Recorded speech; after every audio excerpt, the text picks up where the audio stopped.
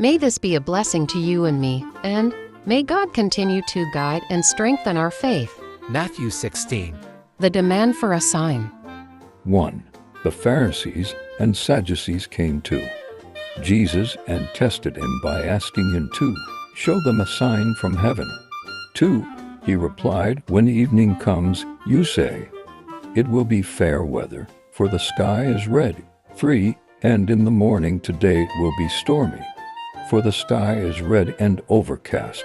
You know how to interpret the appearance of the sky, but you cannot interpret the signs of the times. 4.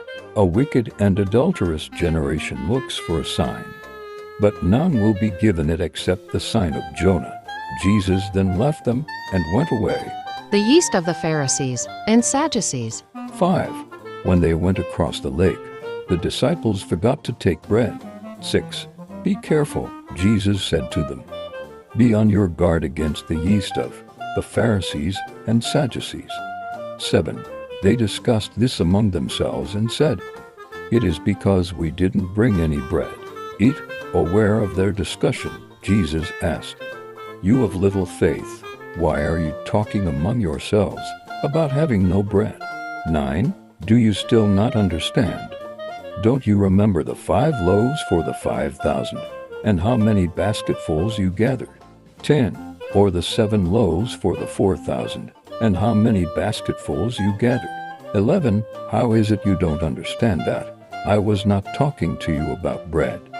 But be on your guard against the yeast of the Pharisees and Sadducees. 12.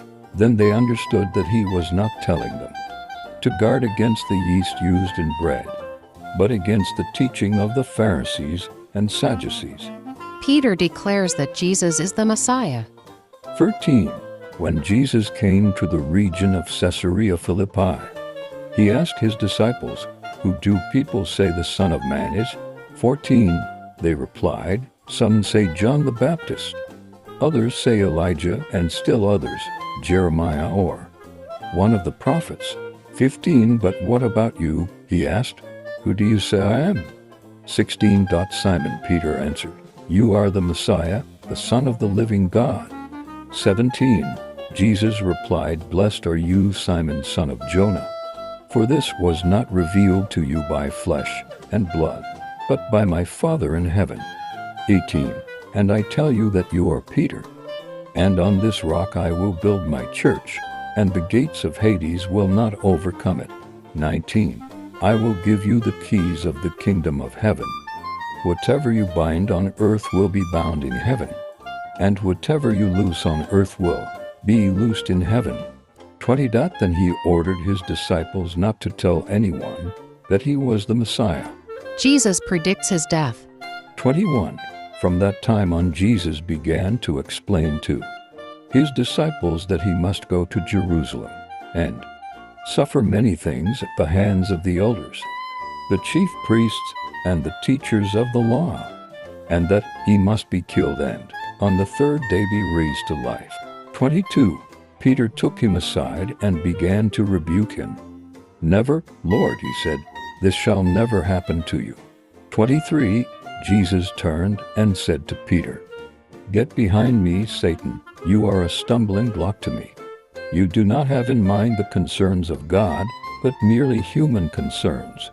24. Then Jesus said to his disciples, whoever wants to be my disciple must deny themselves, and take up their cross and follow me.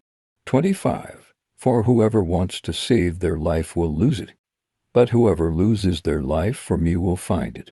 26. What good will it be for someone to gain the whole world, yet forfeit their soul? Or what can anyone give in exchange for their soul? 27. For the Son of Man is going to come in his Father's glory with his angels, and then he will reward each person according to what they have done. 28. Truly I tell you, some who are standing here will not taste death before they see the Son of Man coming in his kingdom.